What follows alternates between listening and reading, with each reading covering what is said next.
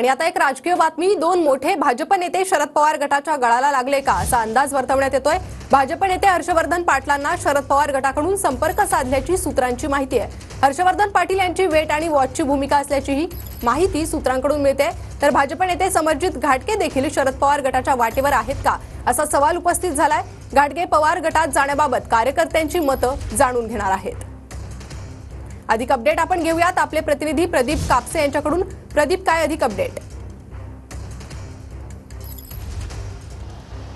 प्रियंका अगदी बरोबर आहे। खरं तर ही पश्चिम महाराष्ट्रातली सर्वात मोठी राजकीय घडामोड म्हणावी लागेल, कारण विधानसभा निवडणुकीच्या दृष्टिकोनातून महायुती त्याचबरोबर महाविकास आघाडीकडून मोर्चे बांधणी जी आहे ती केली जाते। मात्र महायुतीमध्ये खरं तर अनेक नेते जे आहेत ते नाराज आहेत आणि ते महाविकास आघाडीवरच्या वाटेवरती असल्याची चर्चा पाहायला मिळते। प्रामुख्याने बारामती लोकसभा मतदारसंघातला चर्चेला जाणारा विधानसभा मतदारसंघ आहे आणि ज्या खरं तर विधानसभा मतदारसंघामध्ये जोरदार फाईट ज्या दोन नेत्यांमध्ये होते तो म्हणजे इंदापूरचे विधानसभा मतदारसंघ।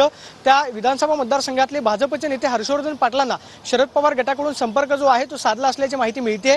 विधानसभेसाठी हर्षवर्धन पाटील हे महाविकास आघाडीकडून निवडणूक जी आहे ती इंदापूरची जागा जी आहे ती लढवू शकतात का अशा पद्धतीची चाचपणी सुरू झालेली आहे, कारण महायुतीमध्ये ती जागा सध्या अजित पवार गटाचे आमदार दत्तामामा भरणे यांच्याकडे आहे आणि ही महायुतीमध्ये जागा जी आहे ती राष्ट्रवादीला सुटण्याची शक्यता आहे। त्यामुळे शरद पवार गटाकडून संपर्क साधला जातोय। तर दुसऱ्या बाजूला कोल्हापूरमधल्या कागलमध्ये खरं तर समरजित घाटगे आणि हसन मुश्रीफ यांचा जो वाद आहे तो सर्वश्रुत आहे, कारण महायुतीमध्ये खरं तर समरजित घाटगे असताना हसन मुश्रीफांवरती भ्रष्टाचाराचे आरोप जे आहेत ते समरजित घाटगे यांच्याकडून करण्यात आलेले होते। मात्र आता हसन मुश्रीफ हे अजित पवारांसोबत गेले आणि त्यामुळे तिथली जागा जी आहे ती अजित पवार गटाच्या वाटेला जाण्याची शक्यता आहे। त्यामुळे समरजित घाटगे हे खरं तर शरद पवार गटाच्या वाटेवरती असल्याची चर्चा पाहायला मिळते। येत्या 2 आठवड्यांमध्ये त्यांचा शरद पवार गटामध्ये नेते काय निर्णय घेणार हे पाहणं महत्त्वाचं असेल। प्रदीप